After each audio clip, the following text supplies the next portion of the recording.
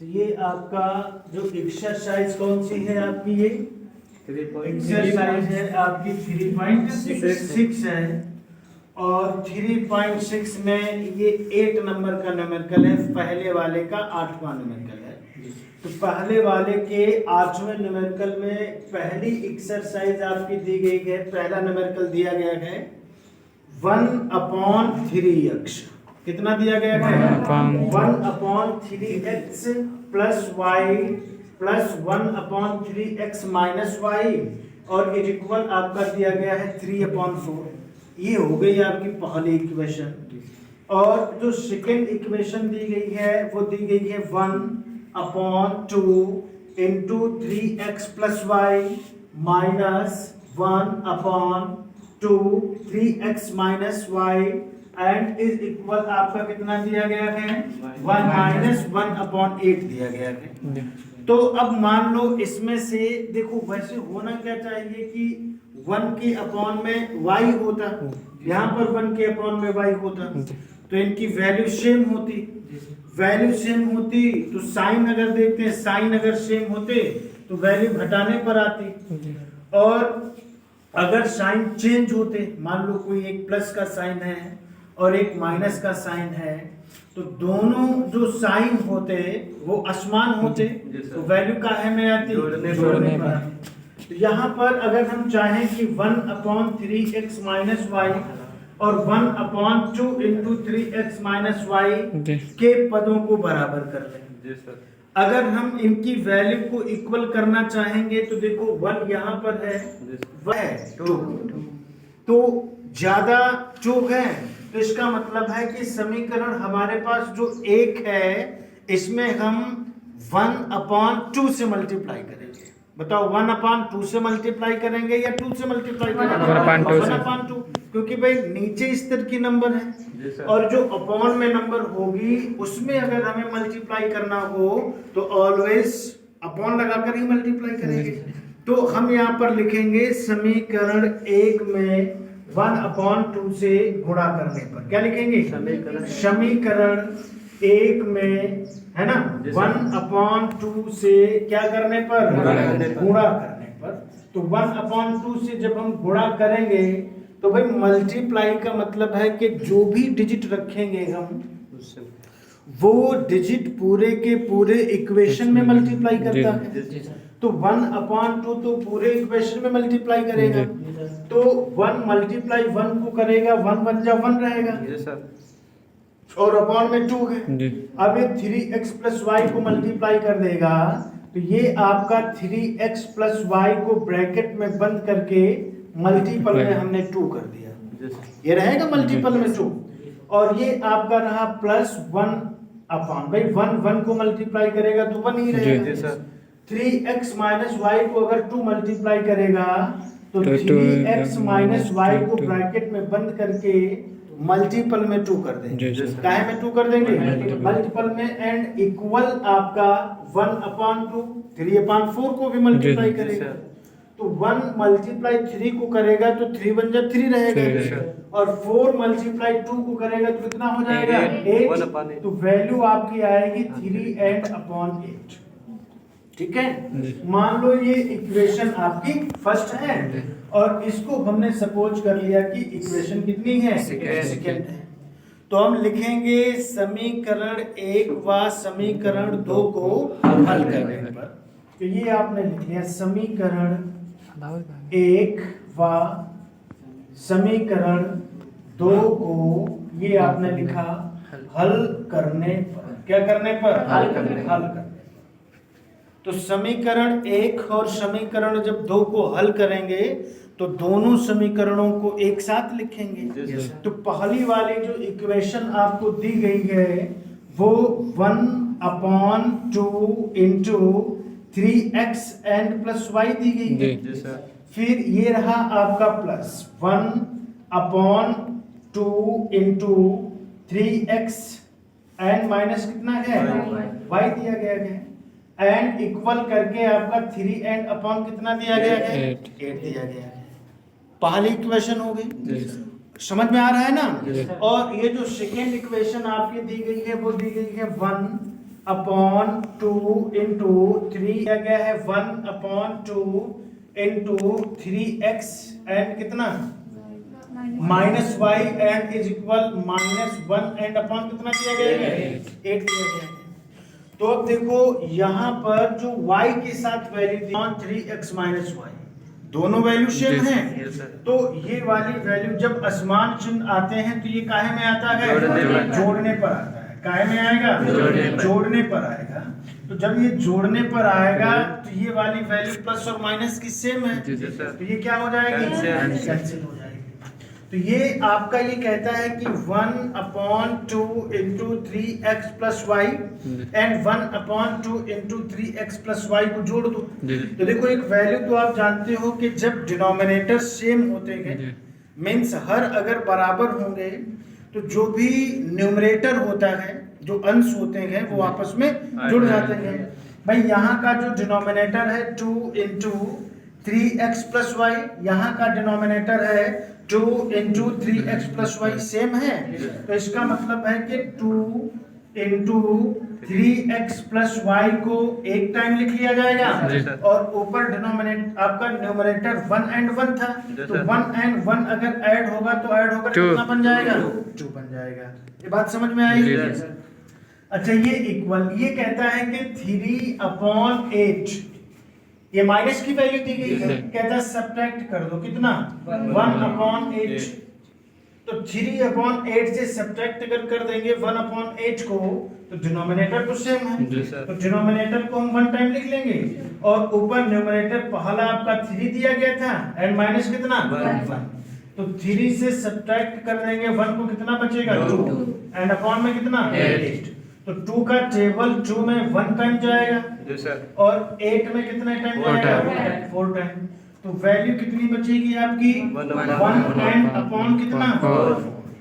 अब देखो 2 ऊपर है 2 नीचे है, वैल्यू सेम है, तो 2 का टेबल 2 में 1 टाइम जाएगा, इस वाले 2 में 1 टाइम जाएगा, तो ये आपका बचेगा 1 and upon 3x and plus y is equal 1 and upon कितना 4 बचेगा। तो अब हम इसमें क्या कर लेंगे, इसका हम रेसिप्रोकल कर लेंगे और इसका रेसिप्रोकल करेंगे तो रेसिप्रोकल का मतलब है कि इसका व्युत्क्रम हो जाएगा। क्या हो जाएगा व्युत्क्रम का मतलब है कि जो संख्या नीचे है वह ऊपर चली जाएगी और जो संख्या ऊपर है वह नीचे आ जाएगी। तो वही 3x plus y 3x and plus y ये ऊपर चला जाएगा और अपॉन में 1 आ जाएगा। अच्छा अपॉन में 1 आएगा तो ये डिनोमिनेटर है और अपॉन में डिनोमिनेटर लिखो या ना लिखो बात सेम ही है, तो ये इज इक्वल आपका 4 ऊपर चला जाएगा तो 1 नीचे आएगा, तो वही सेम कंडीशन है। तो यहाँ पर अगर हम y इज इक्वल निकालें, ठीक है, तो ये आपका 4 है, 3x इधर प्लस का है, अगर डायरेक्शन चेंज करके उधर जाएगा तो काहे में हो जाएगा माइनस का 3x। इसको हम मान लें कि ये आपका इक्वेशन थर्ड है। इक्वेशन कौन सी है थर्ड। अच्छा ये इक्वेशन आपकी थर्ड है। अब हम क्या करेंगे कि y का जो वैल्यू है, y का मान निकाल लिया, इस y का मान हम समीकरण 1 में रख लेंगे। y का मान किस में रखेंगे समीकरण 1 में रखेंगे, तो हम यहाँ पर लिखेंगे y का मान, क्या लिखेंगे y का मान समीकरण 1 में रखने पर। तो समीकरण 1 आपके पास में ये दिया गया है, ये आपका है, चाहे आप इसमें रख लो, चलो इसमें रख लेते हैं, तो ये चलो इसमें ही रखो, ये आपका रखा है 1 अपॉन ये आपका 2 into 3x and plus Y है, और ये आपका प्लस करके दिया गया है 1 upon 2 into 3x and minus कितना y एंड इज इक्वल आपका 3 अपॉन 8 दिया गया है। तो जहां पर y है उसकी प्लेस पर कितना रखेंगे 4 माइनस 3x, कितना रखेंगे 4 माइनस 3x रखेंगे। तो इसमें एक वैल्यू कर लो आप, देखो तो ये आपका हो गया 1 and upon 2 and into 3x, है ना, या इसमें एक और इजीली वर्क ये हो जाता, ऐसा कर सकते थे आप जी सर। इस इक्वेशन में थोड़ा सा अगर आप चेंज करोगे तो देखो, अगर 3x को आप इधर रखोगे तो ये आपका 4 है। अच्छा, y की वैल्यू, y इधर प्लस का है, उधर जाएगा तो काहे का हो जाएगा, माइनस का हो जाएगा, थोड़ा सा शॉर्ट हो जाएगा, है ना। तो 3x के प्लेस पर हम कितना लिख सकते हैं, 4 माइनस y। 3x के प्लेस पर कितना लिख सकते हैं, तो यहाँ पर हम 3x के प्लेस पर 4 माइनस y कर लें, तो ये आपने यहाँ पर लिख लिया 4 माइनस y, और ऑलरेडी आपको यहाँ पर y दिया गया था, ये थोड़ा इजीली हो जाएगा। ठीक है, समझ गए। हाँ। इसी को हम मान लेंगे ये हमारी थर्ड इक्वेशन है। कौन सी इक्वेशन है, थर्ड इक्वेशन है। और ये आपका +1n/2 इंटू 3x, तो 3x के प्लेस पर कितना रखेंगे, 4 माइनस y, तो ये आपने लिखा 4 माइनस y, और ऑलरेडी यहाँ पर आपका माइनस का y दिया गया था, एंड इज इक्वल 3 कितना 8। तो ये रहा आपका 1/2 इंटू, देखो y माइनस का है और y प्लस का है, तो y जितना प्लस का है y उतना ही माइनस का है, तो दोनों एक दूसरे को क्या कर देंगे, कैंसिल कर देंगे, तो y और y हो जाएगा कैंसिल, तो वैल्यू आपकी कितनी बचेगी, 4। तो ये आपका बचा +1n/2 इंटू ये आपका 4। देखो y माइनस का है, y माइनस का है, तो आपको पता है माइनस और माइनस की जो वैल्यू होती है वो आपस में ऐड हो जाती हैं, तो माइनस और माइनस जब ऐड होगा तो माइनस और माइनस ऐड तो होगा, लेकिन उनकी जो वैल्यू आती है, आंसर आता है, वो माइनस में ही आता है, तो ये माइनस का आपका हो जाएगा 2y, और इज इक्वल आपका 3 एंड अपॉन में कितना 8। तो ये रहा आपका 1n/2 मल्टीप्लाई 4 को करेगा कितना हो जाएगा 8, एंड प्लस 1/। अब देखो ब्रैकेट के अंदर जो वैल्यू है, ब्रैकेट के बाहर की जो वैल्यू होती है, उन सभी को मल्टीप्लाई करती है, तो यहाँ का जो 2 है वो 4 को मल्टीप्लाई करेगा, 2 4 जा कितना रहेगा 8, एंड माइनस 2 को मल्टीप्लाई करेगा 4 होगा, और ये आपका y एंड इज इक्वल कितना 3/8। तो ये बचा आपका 1/8 minus 4y and is equal 3/8 है। देखो 1/8 इधर प्लस का है, अगर ये डायरेक्शन चेंज करके उधर जाएगा तो काहे का हो जाएगा, माइनस का हो जाएगा। ये बात समझ में आ रही है आपको। तो ये वाली वैल्यू आपकी बची 1/8 माइनस कितना 4y और इज इक्वल। ऐसे फ्रैक्शंस तो आपने किए हैं जिनके डिनोमिनेटर सेम होते हैं, ऊपर वाले जो न्यूमरेटर होते हैं उनको या तो ऐड कर लेंगे और या तो सब्ट्रैक्ट कर लेंगे, तो चूंकि माइनस का साइन है तो 8 को 1 टाइम लिखा जाएगा, ऊपर आपका 3 दिया गया है, 3 से सब्ट्रैक्ट कर देंगे 1 को, कितना बचेगा 2 बचेगा।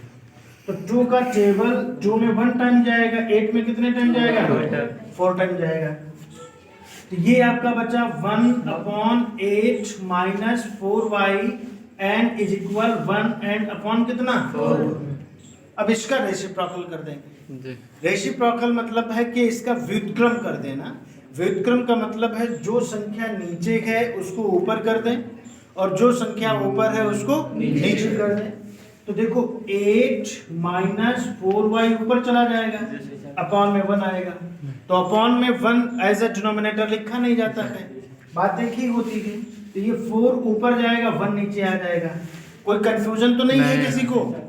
तो ये आपका देखो -4y इज इक्वल, ये 4 है, 8 इधर प्लस का है, ये डायरेक्शन चेंज करके उधर जाएगा तो काहे का हो जाएगा, तो ये आप देंगे 4 को, 8 से क्या करेंगे निकाल देंगे 4 को, तो कितना बचेगा माइनस का 4, तो माइनस इधर है माइनस इधर है, कैंसिल हो जाएगा। तो देखो अब ये आपका y इज इक्वल 4 इधर मल्टीप्लाई में है, इधर आएगा तो काहे में हो जाएगा अपॉन में, तो 4 का टेबल 4 में 1 टाइम जाएगा, फिर 4 में कितने टाइम जाएगा 1 टाइम, तो y इज इक्वल आंसर कितना आएगा 1 आएगा। y की तो वैल्यू आ जाएगी, फिर हम लिखेंगे, अब हमें x की भी तो वैल्यू निकालनी थी, तो हम लिखेंगे y का मान समीकरण थर्ड में रखना, थर्ड यही से निकल आएगी। जी। तो अब लिखेंगे y का मान, क्या लिखेंगे y का मान समीकरण कितने में लिखने पर 3 में रखने पर।